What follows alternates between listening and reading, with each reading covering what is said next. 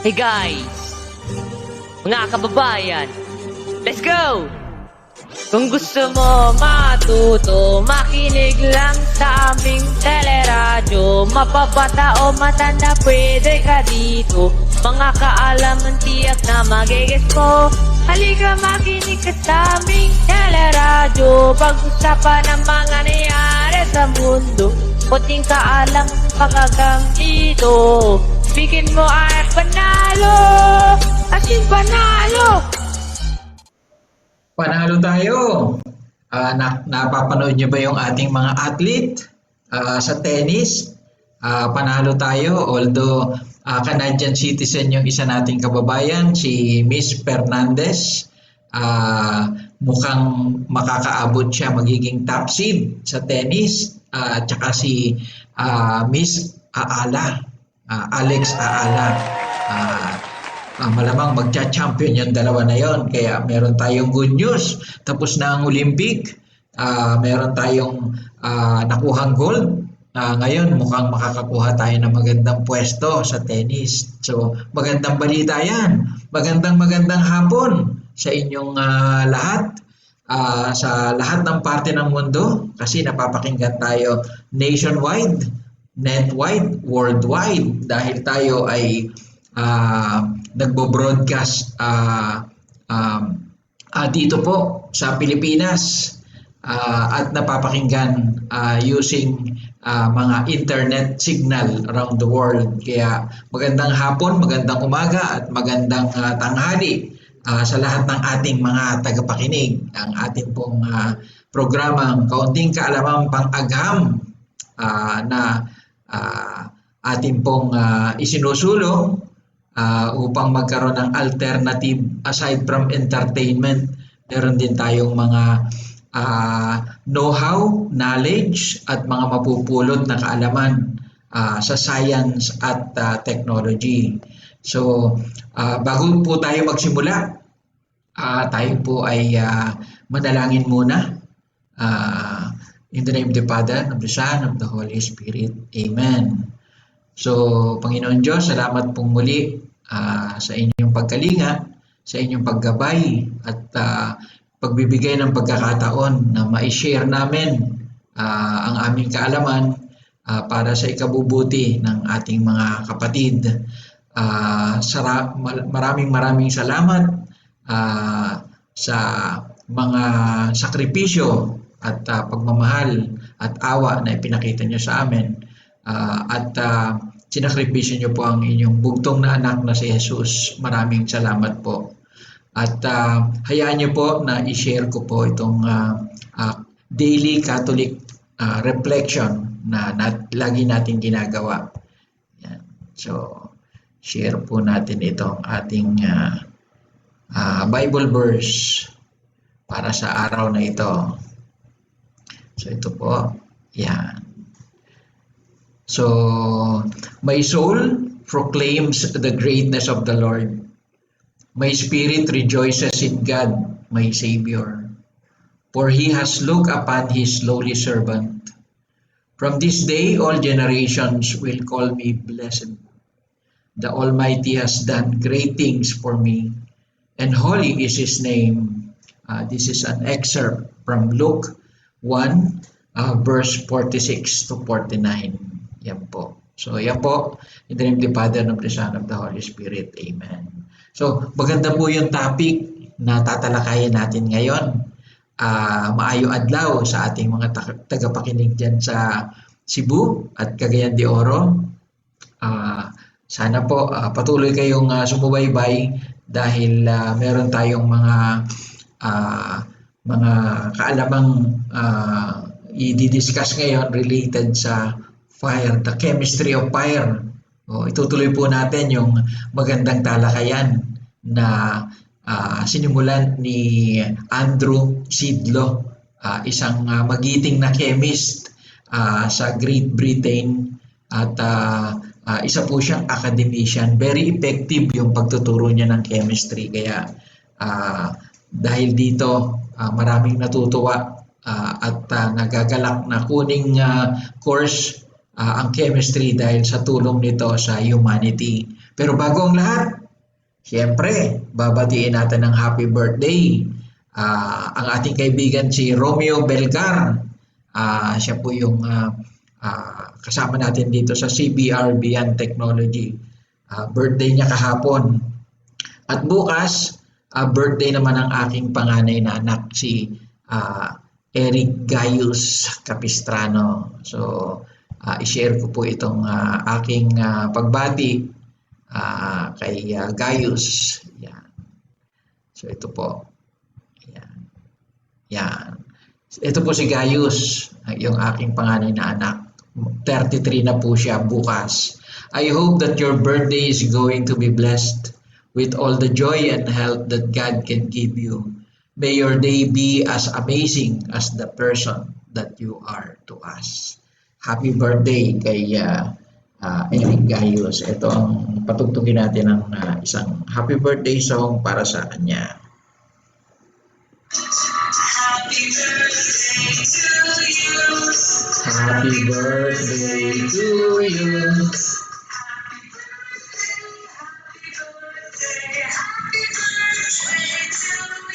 Happy birthday, Mio. Okay. So, yan po ang ating pagbate sa ating 33-year-old na panganay, si Eric Gaius Capistrano. Okay, so simulan natin ngayon ang ating talakayan. Time check po, it's already 3:07 p.m.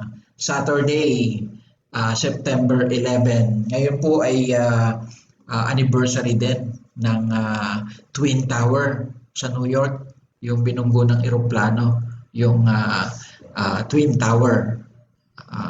Ito po ay laking remembrance sa history, sa kasaysayan ng US. Okay. So, ang topic po natin ngayon, pagpatuloy na natin itong kay Andrew Sidlow, isang magiting na chemist. Yan. I-share po muna natin. Tama ba? Na-share ko ba? Yan. Share. Yan. Okay. So, simulan natin yung kanyang talakayan na bigyan natin ng konting mga paliwanag. Okay? Alisin po natin ito nang lumaki ang ating screen. Yes. The history is approximately like this. In the year 1624, the great Flemish iatrochemist Johannes Baptista van Helmont invented the word gas. He invented the word gas from the Greek word chaos, which means disorganized. Mabilis yung pronunciation niya. Ang naka-invento po ng gas, yung hanging hinihinga natin, na-discover ni Van Helmont. So, yun po yung binanggit niyang pangalan. So, people started to recognize that there are substances which are called gases. Until then, it had only been air. By the end of the 18th century, people had started to recognize that air is a mixture of nitrogen, oxygen, tiny bits of carbon dioxide, other gases, sulfur dioxide, had been recognized. Now, once people had identified gases by their chemical properties, they then started to investigate the physics. Now, physics is what this is about, what I'm going to show in the next few experiments, because that too is one of my favorite subjects. Physics is about matter and energy. And once people had started to discover different gases, sulfur dioxide, carbon dioxide, chlorine, they then started, well, can we turn these liquids to gases? And one of the greatest discoveries was made here in this institution. It was in 1823 that Michael Faraday, for the first time, obtained liquid chlorine. Chlorine had been a gas at a temperature of about -30. It turns into a liquid. And after that, the chase was on. Could we turn all gases into liquids? Now, in order to do that, we needed to get lower and lower. So, nagsimula po niyan, yung mga gases, itinaturn nila into liquid, si Michael Faraday. So, yung chlorine dati, yan po yung nalalanghap natin pag ginagamit natin sa paglalaba, yung sodium hypochlorite. So, nalalanghap lang natin siya kasi gas. So, ginawa ni Michael Faraday, kinumbert niya to into liquid para nakikita natin. So, ito po yung medyo straw yellow na liquid na ngayon iba't ibang brand ang nakikita natin Yan, Sonrox, Clorox, lahat ng mga rocks. So si Michael Faraday po ang unang nakadiscover niyan. Temperatures. So people tried all sorts of techniques. By about 1860, all the gases had been turned to liquids except for oxygen, nitrogen, and hydrogen. Those three. And those three gases were called the permanent gases. No one could actually achieve the result of turning them. Yung tatlong gases po na yan, sobrang baba ng boiling point nila kaya walang nakapag-attempt na maliquify yung tatlong gases na yon, nitrogen, oxygen, tsaka hydrogen. Ang nitrogen, almost minus 200 degrees centigrade ang boiling point niya. Kaya kailangan mo ng ganong temperature na kahit yung Arctic tsaka Antarctic na climate, hindi niya kayang i-liquefy. Sobrang baba po nun. Into a liquid because they couldn't get the temperature lower. So physicists started racing. Who could get the lowest temperature? Now the race was won in 1888 by two Polish scientists, two Polish physicists, Olszewski and Wróblewski, who first managed to achieve a temperature low enough to change air into a liquid. Now nitrogen, liquid nitrogen, has a boiling point, which is here, of minus 196 degrees centigrade. Now just to tell you, put that into perspective for you, allow me to tell you this. It was water boils at 100. Water freezes at 0 degrees centigrade. In your deep freezer in your home, the lowest temperature is about minus 20 or minus 30. The lowest temperature achieved on planet Earth, about minus 60. This is minus 196. That is an amazingly low temperature by any standards in the universe. Indeed, the lowest temperature possible to reach on the universe is absolute zero, is minus 273 degrees centigrade. Now, the reason, therefore, why liquid nitrogen is boiling here is because this room is amazingly hot compared to liquid nitrogen. It's well above the boiling point. Now, if liquid nitrogen is so cold, then it obviously makes sense to freeze some water, to turn some water into ice. And what I'm going to do now, please excuse me, what I'm going to do now is to pour some water into our beaker here, and then I'm going to cover it with a liquid nitrogen. And we shall watch the water gradually turn into ice. Please allow me just to lower that down here. Pop that on there, and there goes our water. So water is being poured here. And now we shall cover the water. Let's just pour a tiny bit on. It's quite a critical one to get an effect which I would... Isa po sa pinakamaganda na property ng tubig, pag pinalamigyan mo siya, nag-i-expand. So wala pong material dito sa ating mundo, sa Earth, na pag pinalamigan mo, nag-i-expand. Water lang po. So unique na napaka-importante kasi kung hindi siya nag-i-expand katulad ng ibang material, ang bakal nagko-contract pag pinalamigan mo. Lahat ng material pag nilamigan natin, lalo na yung freezing point nila, lumiliit. Ang tubig, very unique kasi lumalaki. So kung hindi po ganito ang property ng tubig, ito pong North Pole at South Pole, hindi po lulutang yung tubig doon. At pag hindi lumutang yon at lumubog, malamang ang peak lang ng Mount Everest ang matitira dito sa buong mundo natin. So, isang unique property ng tubig yan. Kaya pag nilagyan ng liquid nitrogen, yung tubig dito sa beaker na inilagay ni Dr. Sidlo, mag-i-expand yan at kaya niyang basagin yung beaker, yung glass beaker. So, panoorin po natin. Very much hope I can show you all.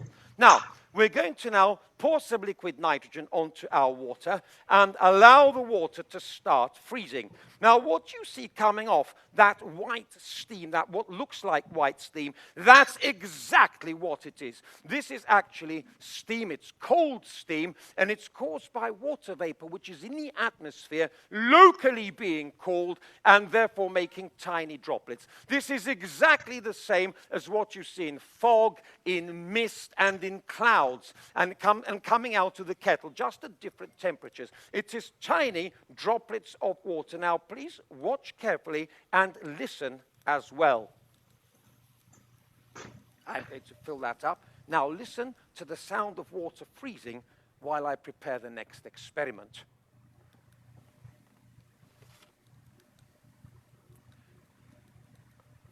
Now, you see, there is crackling. It's crackling. The reason why it's crackling is because water, when it freezes, it expands. This is most unusual in the world of liquids. Very few liquids expand. Water is unique among them.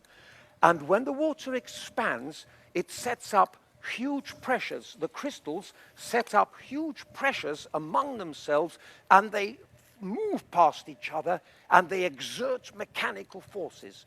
The mechanical forces are very big indeed, and they are capable of making potholes in roads. They are capable of breaking engines apart which have not got antifreeze in them, and they are capable even of possibly shattering this beaker if the conditions are correct. But I shall allow this to continue. I'm going to add a little more, and I shall very shortly come back to this.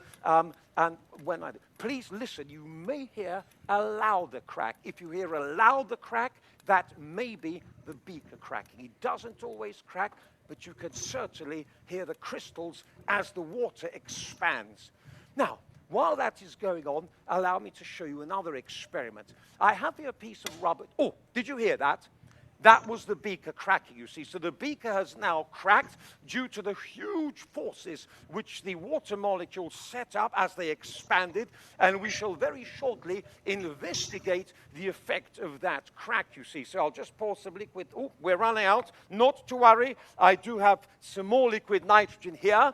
Please excuse me, just to make sure that it all does freeze thoroughly and properly.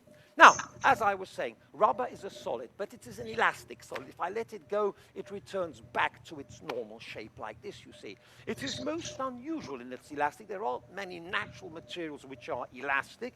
And the reason for this, it's made up of tiny, tiny molecules which store energy. They're like little springs. It's difficult to explain. Indeed, I don't understand it very well myself. But the important thing is, at room temperature, it's quite warm, you see. Quite warm compared to the temperatures out into space and the temperature of liquid nitrogen. And I'm going to now put this into some liquid nitrogen, and I wanted you to observe the effect on the rubber tubing. Please watch carefully. The first thing is this. You'll notice this most curious effect, you see, and that is a spray. There is liquid nitrogen is spraying out of the rubber tube, you see. Now, this is, of course, it looks very entertaining, but there is a very good scientific reason for this. Now, the scientific reason is as follows. You see, we now have established what we call thermal equilibrium. Initially, the rubber tube was very, very hot indeed compared to the liquid nitrogen, and therefore, the liquid nitrogen in contact with it boiled.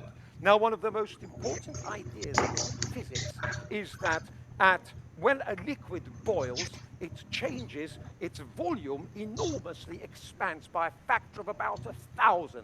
The liquid nitrogen, as it boiled in the rubber tube, turned into a gas and forced the liquid nitrogen out.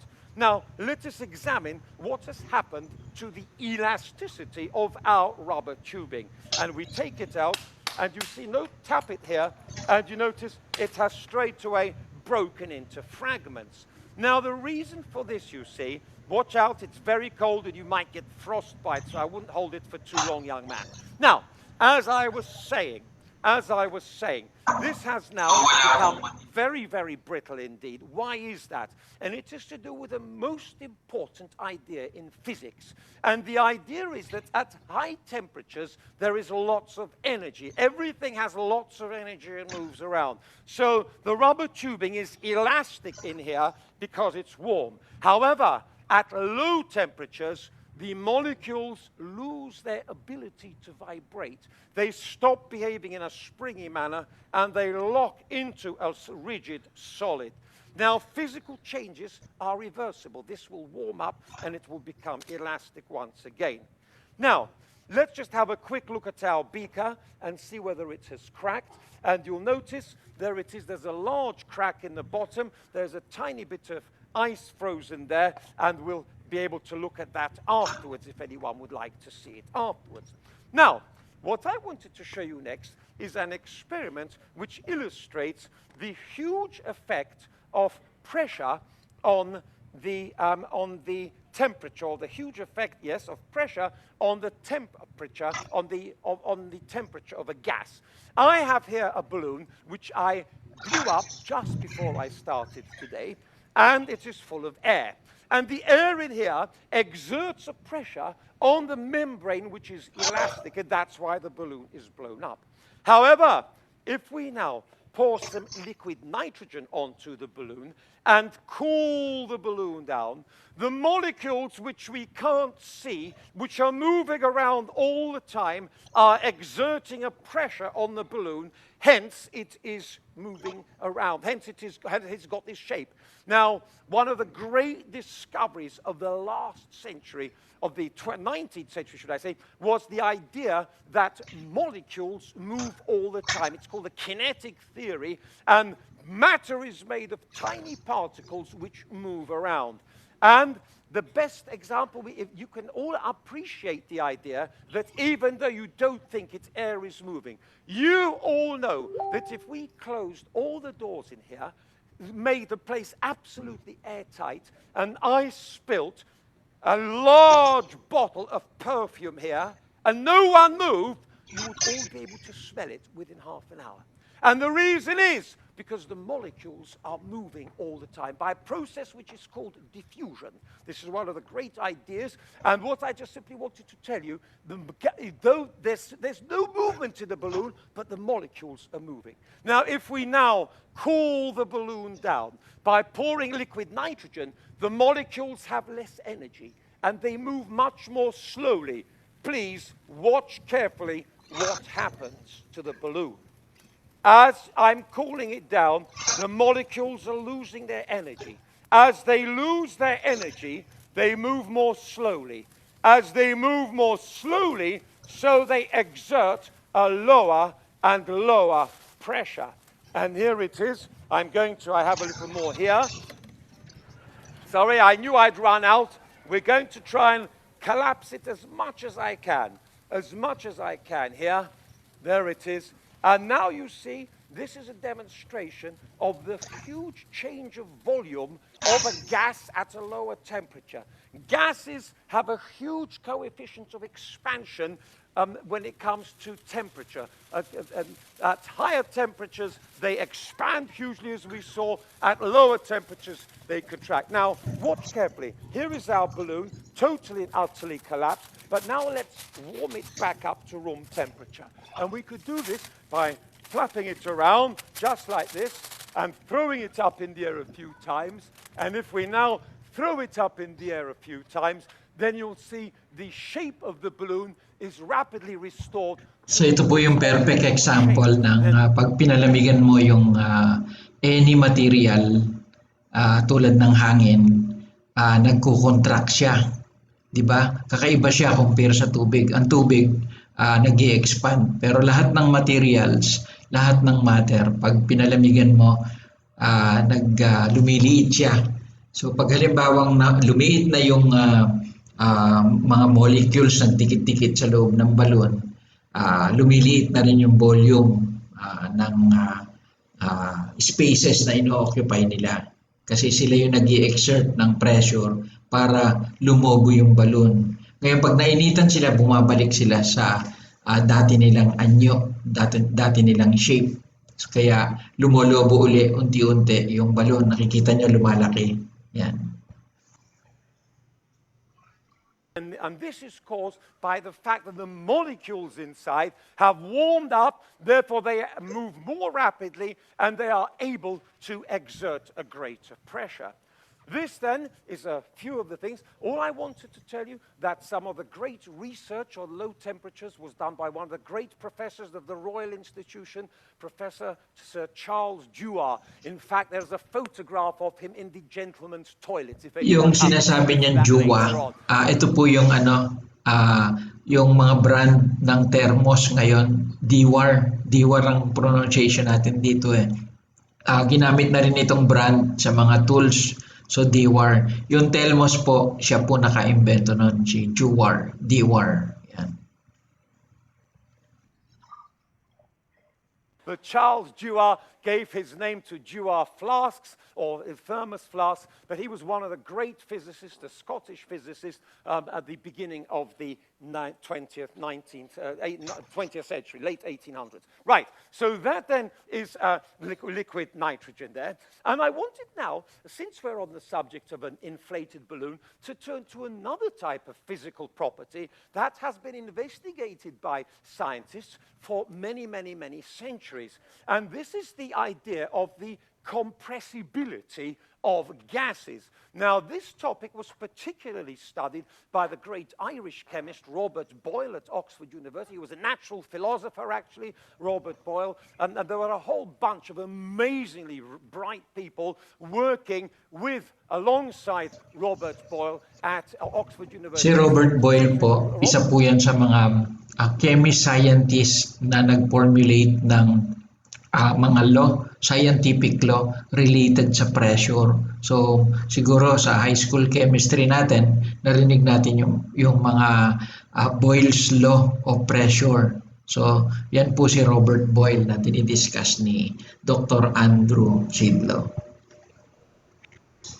Robert Boyle investigated the change of volume of a gas with pressure. If you double the pressure, you halve the volume, etc.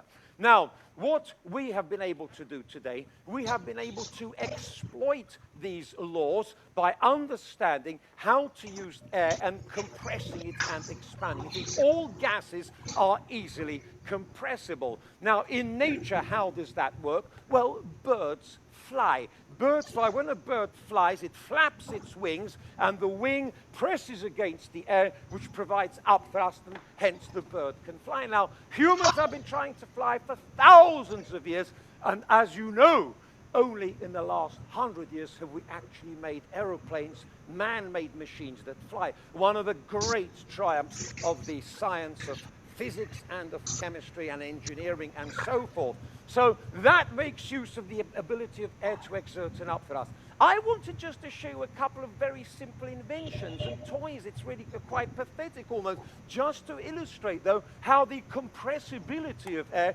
can be exploited in so many ways. I have here a little balloon helicopter. Look, these cost £1. Anyone can buy them. And it works on the principle to blow up a balloon like this. Now you connect it to a little propeller. Now this is made of a plastic, it's a polymer, it's very light and very strong, and it has got little ducts in it, little ducts like that.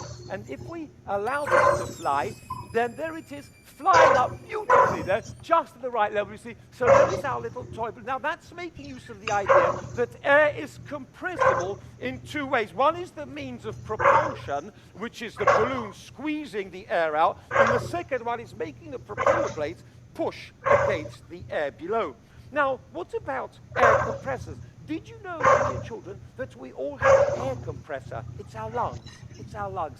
Every time we breathe, we take air in and then we blow it out again, you see. Now, we as humans are very clever because we've said, oh, look, we breathe, but we breathe because we need the oxygen. We don't know about that, but that's what chemists have discovered. So why don't we make use of the air where we blow it out? What's the point of just blowing it out? We can make musical instruments. So a whole load of instruments have been invented where we make use of the pressure in our lungs to actually play a tune. Isa sa mga talent niya, Dr. Andrew Sidlow, yung pag-play ng musical instrument. So, nung part 1, nakita natin nag-play siya ng violin. So, ngayon, pakinggan natin siya mag-play ng trombone. Play a simple tune on this just to show you once again an application of compressed air.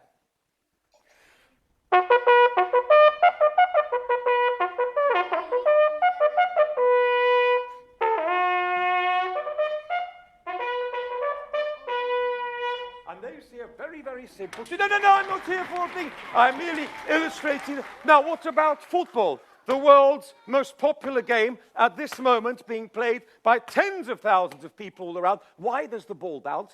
Because it is full of air. Air is compressible. The rubber football, this got a rubber bladder inside, was invented in 1855 by Goodyear, and indeed today Goodyear. So bago po natin ituloy ang ating kwentuhan, scientific na kwentuhan, stop ko muna dito for the time check. It's already 3:31 at magbabalik po tayo pagkatapos nitong isang commercial break. Tutok lang po, babalik po kami.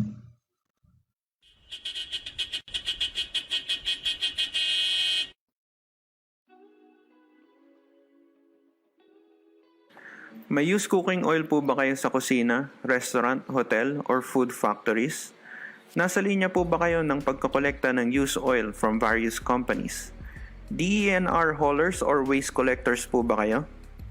Imbis na ibenta o itapon na lang ang used cooking oil, ito ay pwede nyong i-convert as biodiesel using our CBR biodiesel reactor. Kino-convert nito ang used oil into biodiesel na pwede agad gamitin or ilagay as substitute diesel sa inyong mga diesel cars, trucks, or even machines na ginagamitan ng ordinary diesel. Ilagay nyo lang ang used cooking oil sa aming CBR reactor at ito ay magiging biodiesel na pwede agad ilagay sa inyong diesel engines. Ang tawag po sa ginagawa ng reactor namin ay transesterification to biodiesel. Ang features ng CBR biodiesel reactor. It has a reinforced IR anti-lead chemical-resistant fiberglass cylinder with extremely polished conical bottom for easy and fast removal of glycerin byproduct. The reaction controller has a digital temperature display and a LED light button that acts as an alert, making it easy to drop the heavier and thicker glycerin by gravity. The reactor also comes with a free digital nozzle for easy filling, free molecular sieve for new CRDI engines, free Android CBR app to assist you, and free QC toolkit. Our CBR biodiesel reactor is also a patented utility model in Intellectual Property Office of the Philippines or IPO-PHL. Ito naman po ang mga common na tinatanong tungkol sa CBR reactor at biodiesel. Pwede po ba ang biodiesel sa diesel cars or trucks? Opo, wala nang kailangan baguhin sa makina ng inyong diesel car at ang advantage pa po nito ay ang biodiesel ay environmental friendly. Sabi nga po ng Department of Energy and Agriculture na ang biodiesel ay nagre-reduce ng 78% carbon emission unlike petroleum diesel. Sabi naman po ng Environmental Protection Agency o EPA na ang biodiesel ay nag-e-emit ng 11% less carbon monoxide at 10% less particulate matter laban sa diesel. Ano naman pong used oil ang pwedeng i-convert sa biodiesel? Kahit ano pong waste vegetable oils tulad ng coconut, soya, jatropha, corn, canola, palm at iba pa, kahit po talahib ay pwedeng i-convert sa biodiesel. Pwede din po ang mga animal oil tulad ng lard, tallow, grease, fats, cellulate at madami pang iba. Microbes oil naman po ay pwede din tulad ng algae and fungi. Ang tawag po sa mga ito ay triglycerides. Pwede po bang paghaluin ang biodiesel sa diesel sa loob ng aking fuel tank? Opo, ang kasulukuyang binibili natin na diesel sa mga gas station ay meron na po talagang halong biodiesel. Sa article po ng Philippine News Agency ay by 2021 raw po ay 5% na ang halo ng biodiesel sa ating mga diesel sa gas stations. Dahil ang Philippines ang number 1 producer ng coconut oil, karamihan ng ating biodiesel ay galing coconut. Ang Indonesia at Malaysia naman ay nauna na at 5% na ang kanilang biodiesel. Ang mga 5% biodiesel po ay tawag na B5 diesel dahil ito ay 95% diesel at 5% biodiesel. Ngunit pwede tayo maghalo ng biodiesel kahit ito ay B20 hanggang pure biodiesel na B100. Maganda po ba ang biodiesel sa aking makina? Opo, ang biodiesel po ay may lubricating properties at nililinis niya ang loob ng inyong makina. Ito ay nakakapag-extend ng lifespan ng inyong engine. Mataas din po ang certain rating ng biodiesel kaysa sa diesel. Pwede po bang lagyan ng biodiesel ang Honda Civic ko? Hindi po dahil ang Honda Civic ay isang gasoline car at diesel engines lang po ang pwede sa biodiesel. Profitable po ba ang paggamit ng reactor na ito? Opo, karamihan po sa aming clients ay may profit na agad after 1 to 3 months. Ano naman po ang advantage ng CBR reactor kumpara sa ibang reactor? Di tulad ng regular reactor, ito ay may 100% yield at nakakagawa ng biodiesel sa bilis ng 30 minutes reaction time. Ang ibang reactor ay 3 araw bago makagawa ng biodiesel at ang yield ay hindi tumataas ng 80%. Ibig sabihin po nito ay ang 100 liter na used cooking oil ay magiging 100 liter na biodiesel sa aming CBR reactor sa loob ng 30 minutes. Ano naman po ang capacity ng CBR biodiesel reactor? Gumagawa po kami ng standard 500 kilograms at 1,000 kilograms unit, ngunit nakagawa na kami ng 50,000 liters na CBR biodiesel reactor. Gaano karami na ang kumpanyang gumagamit ng CBR biodiesel reactor? Sa kasalukuyan po ay more than 30 companies na ang gumagamit ng CBR biodiesel reactor. Regarding the prices, please contact us at 0917-502-4426 or 0933-275-1439. You can also message us at our Facebook page, facebook.com/biodieseltechnology, or email us at rick.capistrano2@gmail.com. We are also open to resellers with attractive incentives. Umorder na po kayo ng CBR biodiesel reactor. Ito ay profitable na at environmental friendly pa.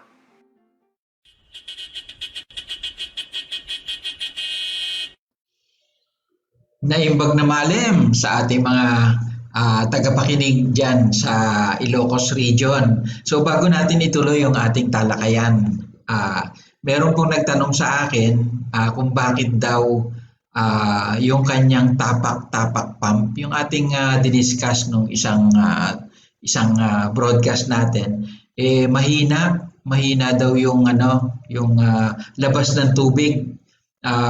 Kinukuha niya yung tubig galing sa ilog using tapak-tapak pump. So gusto ko lang ipaliwanag, baka meron pong hindi tama doon sa pagkakadesign nung ginawa nating tapak-tapak pump na ginamitan ng mga bamboo o kawayan.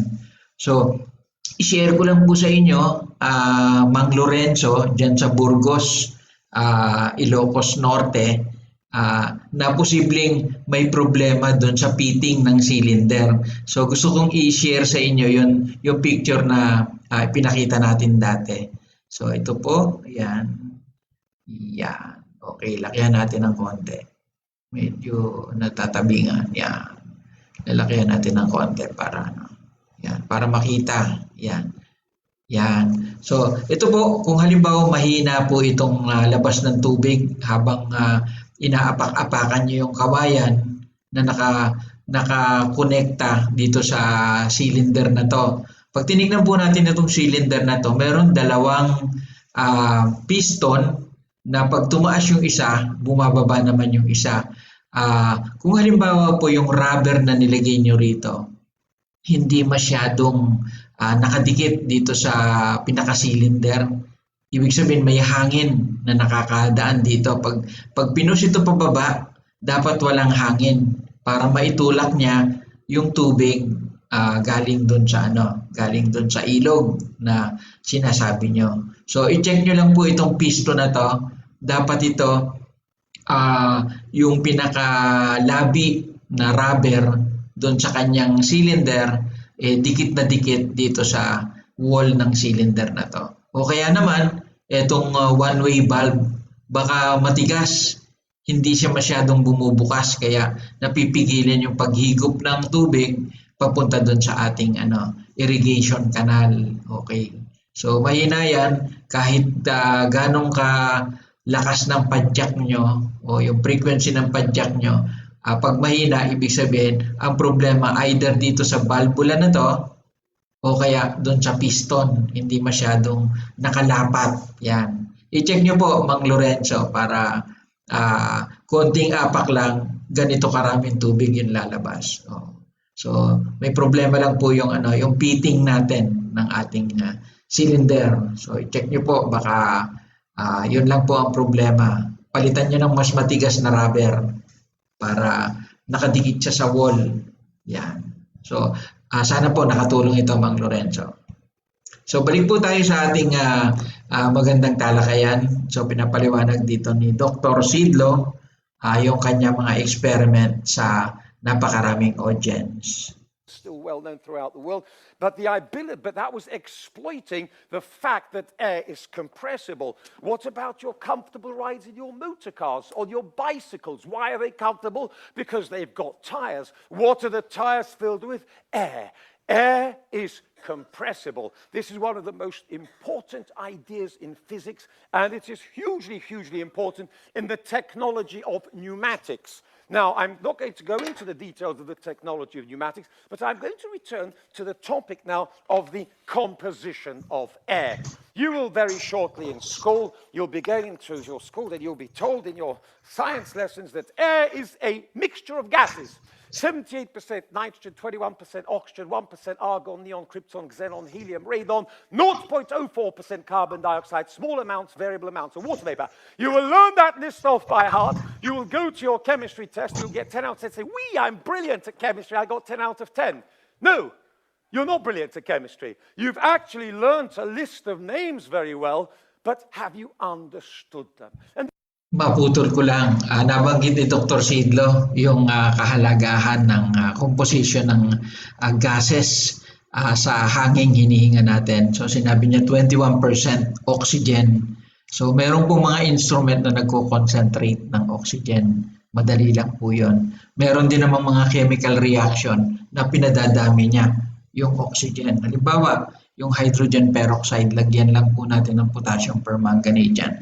100% oxygen yung makukuha natin. So kung mailalagay lang natin ito sa mga tangke, kahit sa bahay, pwede tayong gumawa ng 100% na concentrated oxygen para sa mga yung nahahawa ng COVID-19. So very relevant itong sinasabi ni Dr. Sidlo. Patuloy po natin. this is what science is about. Science is about understanding. And what I wanted to tell you today is the fact that it has taken thousands of years to discover that air is a mixture of gases. Allow me to show you an experiment which is very familiar to everyone here. And I wanted to tell you that air is the idea that air is a single substance or an element was one of the most important ideas in science for thousands of years. There were just 4 elements according to the Greek philosophers, the great Greek philosophers. Please allow me, I'd like to put this on top here. I do want everyone to see, so if you excuse me, at the expense of wasting another couple of seconds, I just wanted to see so that everyone can see. Here is a candle, and I'm now going to put the tumbler over the candle. Now, if I put the tumbler over the candle, you see, you'll all say, okay, the air's gone out, the candle flame goes out, you see. And everyone's, well, the candle flame's gone out because it's used up all the oxygen, you see. Now, that's very easy to say that today. Did you know that this experiment was first explained, or was first described by the great Greek mechanician and engineer Philo of Byzantium about 200 BC. This is 2,200 years ago. He described this experiment, but he didn't explain it. He said, I don't know why. That explanation was later repeated by other people. The demonstration was repeated, but no one explained. They said, look, it's air in here. Air's an element. We can't, and we don't know. It took 2,000 more years almost before that explanation was made that air is a mixture. Allow me to show you this. Here I have two jars.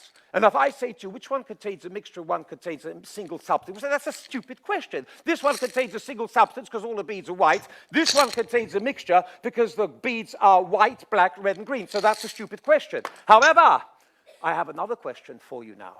I have here 3 jars. And if I tell you that one of these jars contains oxygen, one of them contains nitrogen, and one of them contains air, which is a mixture, can you tell me which is which? No, you can't. No, you can't. And you see, because does air look like a mixture? Does it? No. To prove that air is a mixture, and this is the point, it took thousands of years in experiments involving combustion and respiration. Please allow me now to show you the simple test. You can decide for yourselves which one is air, which one is nitrogen, and which one is oxygen. We dip the flame in one at a time, put it in there, we put it in here, and we put it in here. Oh, easy. Wasn't that easy, you see? But this is the point I'm trying to tell you. To make this discovery took thousands of years. The greatest minds on our planet all put together. Now, having showed you this and having made to you the point of the importance of the discovery of oxygen. So hindi niya na paliwanag, dugsungan ko na lang yung sumindi ng masiklab, yun po yung oxygen. Yung hindi sumindi, yung po yung either carbon dioxide or nitrogen kasi non-combustible yon. Yun namang walang pagbabago, yun po yung hangin. It is of course necessary for me to show you another experiment with fire. You must excuse me, but in this particular case, I wanted to show you how scientists can make pure oxygen in the laboratory and how this oxygen can then be used to make a fuel burn better. I'm going to start off with a very mundane experiment. The experiment I have here. And in this experiment, I'm going to burn some alcohol, ethanol as it's known. It's been known for many, many hundreds of years. It was first distilled by the Italians in about 1150. There is alcohol. It's made naturally by fermentation during the fermentation processes, and people have been making alcoholic beverages for some time. Now, I'm going to show you this experiment here, and I just wanted you to observe it burning. I have to warn you, this is dreadfully boring, but for the purposes of comparison, we must see what we were started with. So this is how alcohol burns. It's a flame which you can barely see, and I'm going to now just extinguish it. I'm going to extinguish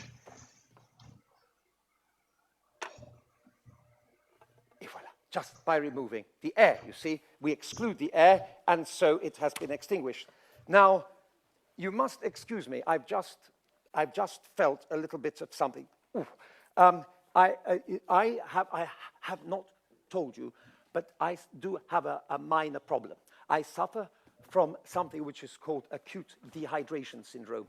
And that means that occasionally I faint because I've got lack of water, especially if I'm talking a lot. And if you don't mind, there is a perfect, everyone is alerted there.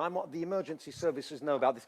I have to have a cup of tea, you see, and I should have had it 5 minutes ago because so if you don't mind, I do have to take my tea because otherwise I may faint. Now, sometimes, by the way, when this happens, I faint. You must understand I do make a full recovery, and people do know how to deal with me. So you must not be too concerned if you see me feeling faint or losing my control of what I'm trying to say. But I am at the moment still good. I think I am. Now, please, if you don't mind, I wanted now.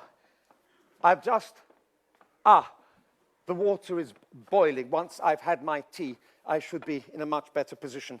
I wanted next to show you how to make pure oxygen in the laboratory, how this is made by pupils in schools and how we learn about it. It is made from this liquid which I have in here. This is a solution of hydrogen peroxide. The formula for hydrogen peroxide is H2O2. Water is H2O, this is H2O2. This is an extra oxygen atom added in. And if I pour some here, then we can put it in. We can release oxygen. If you don't mind, I think the tea is about to be made. Not quite yet. I really must keep in touch. Now, what I wanted to show you is hydrogen peroxide does release pure oxygen. And I'm going to show you, first of all, that there is no oxygen present here. I'm going to take this splint here, and I'm going to show this is air. There is oxygen, of course, but only in air. 20. See, put that there, there, and there. And it does nothing, you see, because there's no oxygen. Make it glow. There, no, not pure oxygen, just air. However, we can release pure oxygen.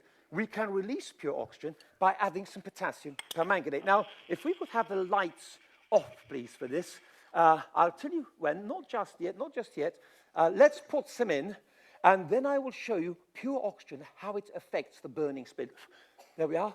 Lights off, please. The splint goes in. And watch again. Et voila. You see? And this is how oxygen is produced in a laboratory, by the reaction of or decomposition of hydrogen peroxide. And there you see beautifully. Could we have the lights back on? Now, what I wanted to tell you is that we can combine during the Second World War, scientists were working. Yung potassium permanganate po ay isang strong oxidant. Yung hydrogen peroxide naman is a combination of hydrogen and oxygen. Yung water, mayroong additional na isang oxygen. Pag inoxidize po natin yun ng potassium permanganate, nare-release po yung oxygen. Yung po yung nagpapaliwanag doon sa kanyang amber na inaalis, binabalik doon sa loob ng beaker. On producing a more efficient rocket fuel to project missiles right across the continents. Excuse me. It's just boiled. I must have my tea because otherwise I'm definitely not going to make it to the end. I can feel my legs beginning to wobble. I do take this tea regularly. This is normal, so please do not be too concerned. I just need to take. I've just realized I've forgotten to bring my milk. Oh dear. This is very embarrassing. This wasn't meant to happen. I do apologize. Let me just, oh dear. I'm going to burn myself, I think, so you must excuse me. Let's just put this down here. I'm going to have to drink it because I really am not very well, so you must excuse me. Oh,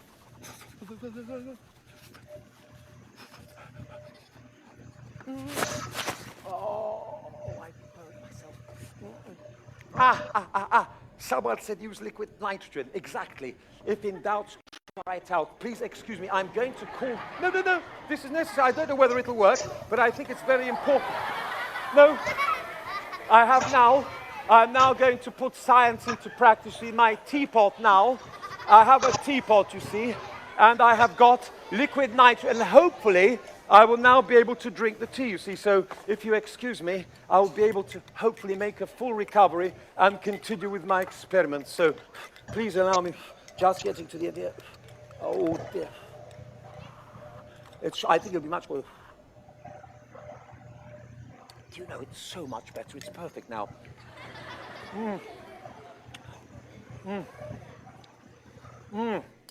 Thank you very much. Listen, I really am fine now. I've totally recovered and I can... In case po may mga estudyante tayo nakikinig o yung mga nagtatrabaho sa laboratory, yung ating mga frontliners, ipinagbabawal po na umiinom o kumakain sa laboratory. So, hindi po ito isang yung pagpapahiwatig na pwede tayong kumain o uminom sa loob ng laboratory. So, caution lang po. And I can now continue. I was telling you about the during the Second World War, scientists were attempting to make a more powerful fuel. Now, these were German scientists working for the Nazi regime, and they were trying to make a liquid rocket fuel which would propel to a much more efficient fuel than powders, which had been used until then. And they used this mixture, they thought of using this mixture of alcohol combined with hydrogen peroxide, which would release oxygen. And that's what I intend to show next. Now, it doesn't always work, but I just want to show the sort of effect. They mix these two together, you see, and then once they have mixed them, they then add some, we then add potassium permanganate. So we've mixed together alcohol as a fuel, hydrogen peroxide as an oxidant, and we are now going to set fire to it, which will just burn normally, because there's no oxygen being produced, if it burns at all. There it is, it's burning. However, if we now release some pure oxygen from inside, watch what happens.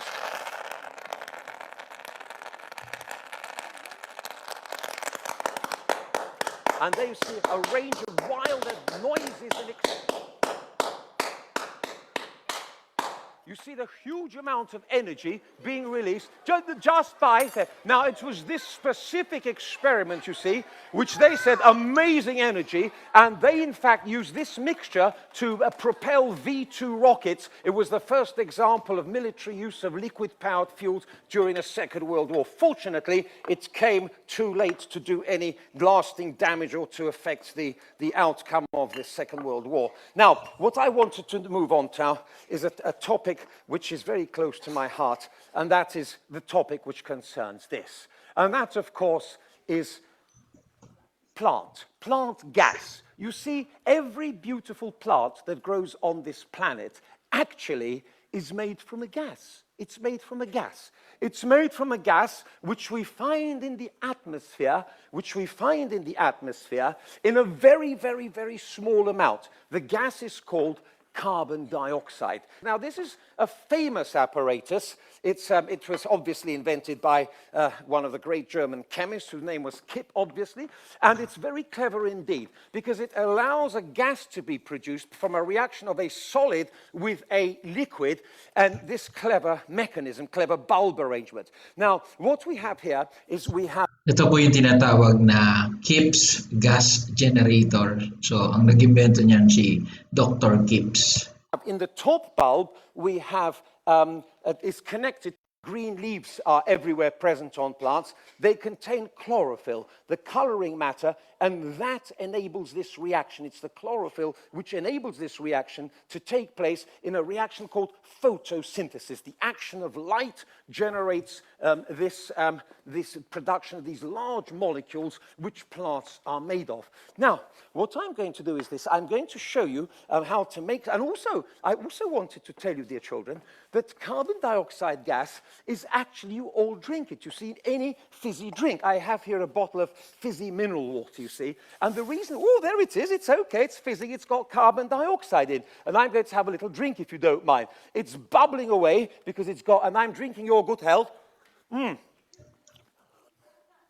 Please excuse me, that was very necessary. Now, what I'm going to do now, so I've had my drink of carbon dioxide in water, and I'm now going to set forth my generator for making some carbon dioxide. So I open my tap, the acid will go from the top bulb to the bottom. From the bottom, it will start reacting and it will start fizzing. Now, as it starts fizzing, the carbon dioxide gas will be released from our pipe, and this is what I wanted to tell you. Carbon dioxide gas is heavier than air, so it sinks to the bottom, and it does not support combustion. So that means that when we lower our burning splint into the carbon dioxide, then it should go out, because carbon dioxide smothers the oxygen. This is surrounded by air, you see, and in which there is oxygen, but you see, carbon dioxide smothers the oxygen, and there it is. It's not going out yet fully. Hang on, I'm going to open this a little bit more. Sorry, I had it virtually. Ah, that's more like it. Please watch carefully. We're now making large amounts of carbon dioxide. The flame goes out. See, we're almost full. Now, to show you even more convincingly, I'm going to try and blow a soap bubble and make it float on here. It's very difficult, by the way, but there's a bit of a draft in here. Ah, almost. Yes, we almost did it. Let's just try once again. That's not very good, is it? Missed. There we are, surely. Yes, we have two bubbles. You have some bubbles floating. Now, you see, that is showing carbon dioxide denser than air. Now, please watch carefully.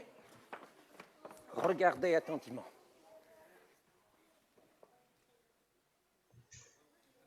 Final experiment, I will be igniting a mixture of hydrogen with the gas which makes things burn better, which I very much hope all know is called oxygen. And that, of course, that will be my last experiment. So here we go then. This then is hydrogen gas burning. It makes a little bang. It's not a very loud bang.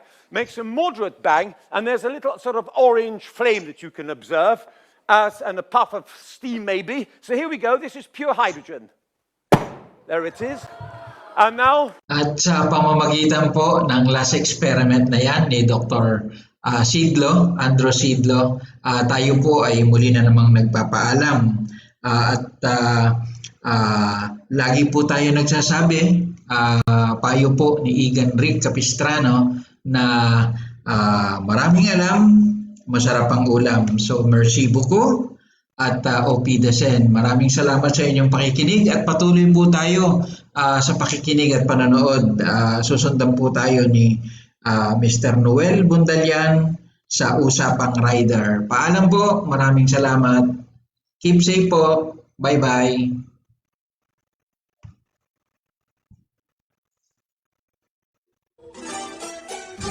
Hey guys, mga kababayan, let's go! Kung gusto mo matuto, makinig lang sa aming teleradyo. Mapabata o matanda, pwede ka dito. Mga kaalaman tiyak na magigets mo.